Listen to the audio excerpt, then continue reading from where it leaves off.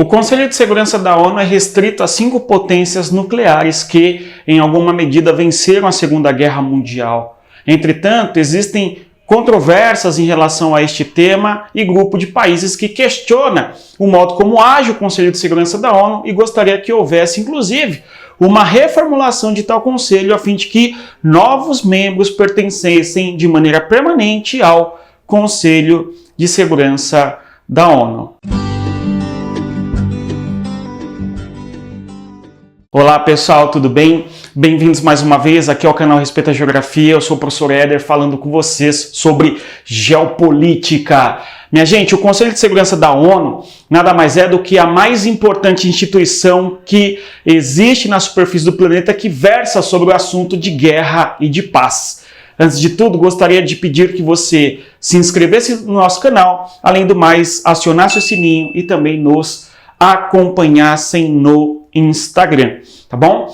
Sem mais delongas, pessoal, o Conselho de Segurança da ONU é um órgão que apresenta 5 membros permanentes, existe aqui no nosso canal, inclusive você tem aí uma aula tratando do assunto Conselho de Segurança da ONU e o modo como funciona tal, ok? Conselho, enfim. Só para que nós tenhamos uma ideia, o Conselho de Segurança tem 5 membros permanentes, tal, né? Esses 5 membros permanentes são os Estados Unidos, não é isso? Então nós temos que membro permanente é Estados Unidos da América. Além dos Estados Unidos da América, nós temos também o Reino Unido, certo? Bem como também a França, Reino Unido e também Estados Unidos, tanto quanto a Rússia, bem como também a China.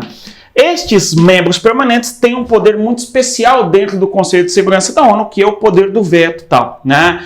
Porém, existem algumas, propostas para que nós tenhamos uma reforma no Conselho de Segurança da ONU. E tal reforma se dá a partir do chamado G4, ok? Então, o G4 envolve 4 países que levam adiante uma proposta para que haja uma mudança e a inserção destes 4 países no Conselho de Segurança da ONU.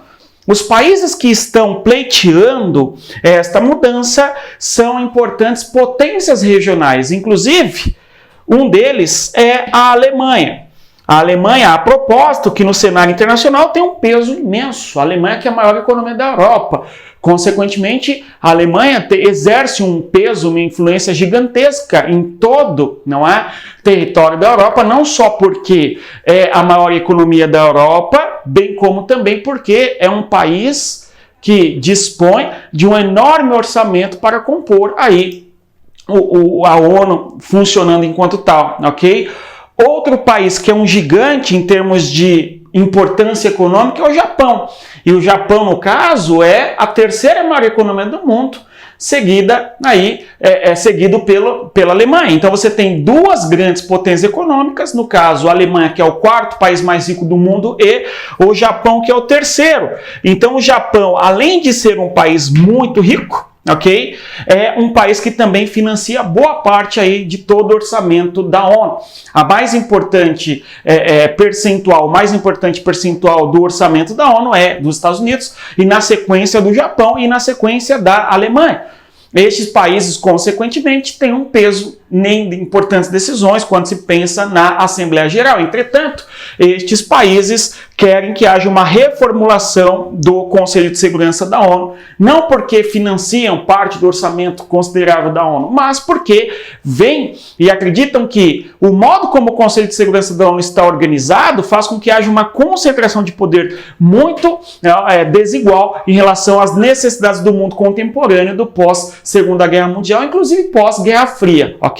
Muito bom. Além do território alemão e japonês, outro membro desse grupo do chamado G4 é a Índia. Então, Alemanha, Índia e Japão são países que querem uma reformulação do Conselho de Segurança da ONU, a fim de que tais países fossem inseridos no Conselho como membros permanentes, tal, ok? E o outro país é o nosso Brasil, tudo bom? Então, Brasil é um dos membros do chamado G4, que é aquele grupo de países que almeja uma reforma, uma remodelagem do Conselho de Segurança da ONU. No horizonte, o objetivo é que haja um maior equilíbrio nas decisões eventuais aí do Conselho de Segurança da ONU e que outras regiões do globo estejam bem representadas no Conselho de Segurança da ONU e não seja um órgão restrito a apenas 5 países, tal, ok? Lembrando que aqui tais países que são membros permanentes,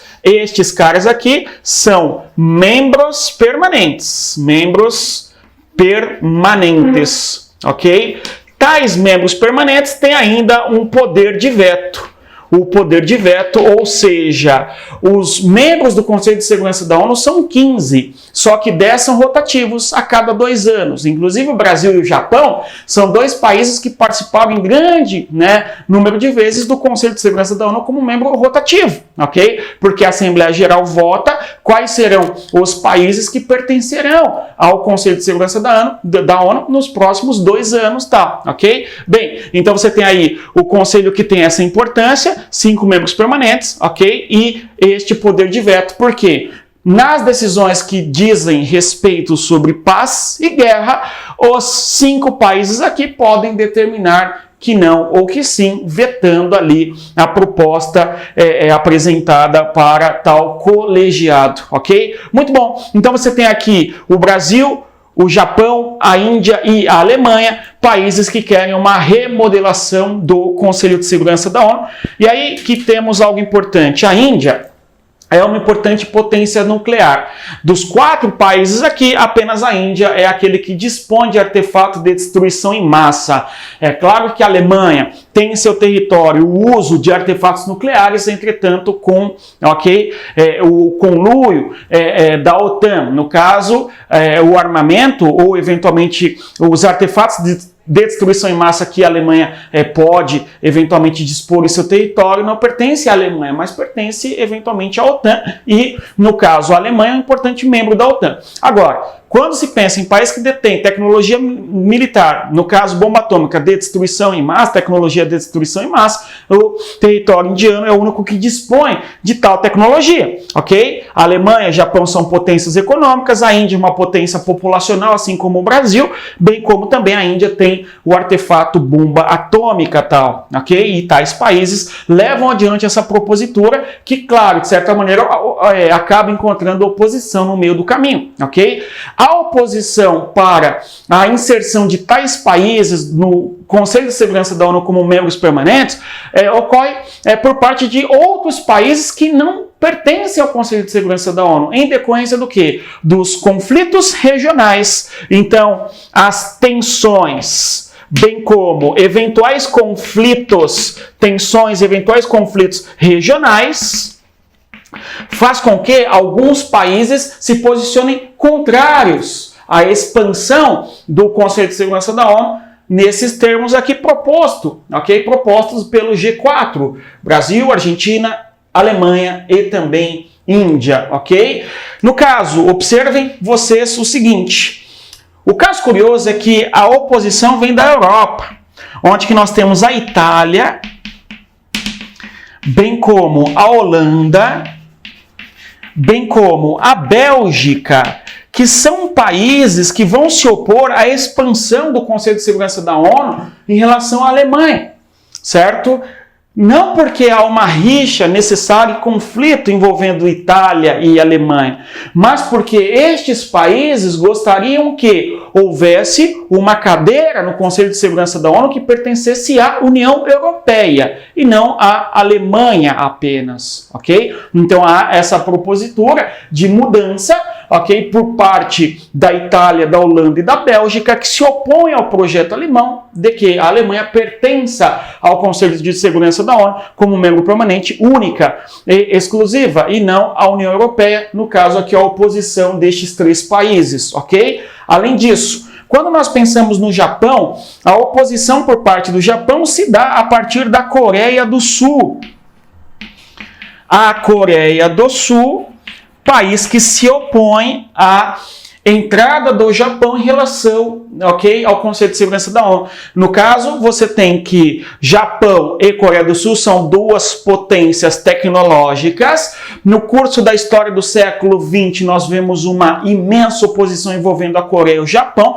Inclusive, o Japão coloniza o território da Coreia ao longo de um bom período ali no contexto do século XX, e o Japão deixa de ser um império que foi no contexto da Segunda Guerra Mundial em decorrência de ter perdido a Segunda Guerra Mundial. Então você tem uma mágoa bastante significativa em termos históricos envolvendo, ok, uma mágoa, né, histórica envolvendo Coreia e Japão. Além disso, o Japão certamente teria uma maior projeção geopolítica na região caso pertencesse eventualmente ao Conselho de Segurança da ONU, e a Coreia do Sul não, ok? Então a oposição da Coreia do Sul em relação ao Japão. E aí o que a gente verá é que tais oposições se dão por motivos de conflitos ou mesmo de tensões regionais. O mais evidente conflito de maior tensão regional em oposição é aquele que envolve a Índia. No caso, o país que vai se opor à Índia como membro permanente da ONU é do Paquistão.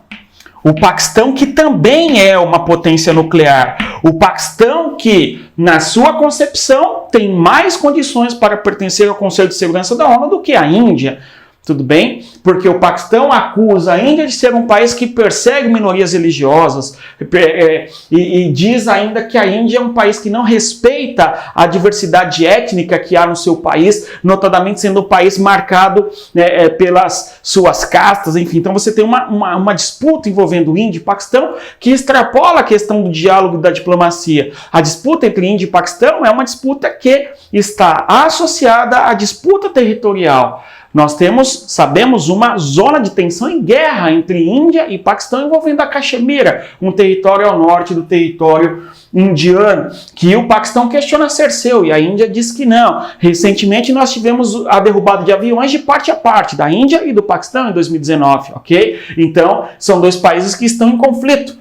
E, com certeza, se houvesse uma inserção da Índia no Conselho de Segurança, nós teríamos uma maior projeção geopolítica da Índia em relação ao Paquistão e à região ali do sul da Ásia. E o Paquistão não gostaria de assistir a uma expansão de poder da Índia tal, ok? Agora, o Brasil vai encontrar oposição em quem? Na Argentina, ok? Coitados dos argentinos. Mas tudo bem, eles se opõem ao Brasil no que se refere à permanência permanente, digamos assim, do Brasil no Conselho de Segurança da ONU. Bom, a gente poderia até brincar aqui e pensar o que o argentino pensa do Brasil, mas não é o nosso caso, né? Mas há uma oposição por parte da Argentina e há uma oposição no nosso continente também por parte do México. O Brasil tem a maior economia do continente americano, após os Estados Unidos e também após o Canadá, certo? E o nosso país é uma imensa, ok, potência regional. E o fato de nós termos essa potencialidade gigantesca faz com que a Argentina e México, de certa maneira, condoam de tal potencialidade brasileira e eventualmente não gostaria, ok, que o Brasil pertencesse ao Conselho de Segurança e não eles, ok? Então você tem aí, junto à ONU, oposições que o Brasil encontrará do México e também da Argentina. Certo?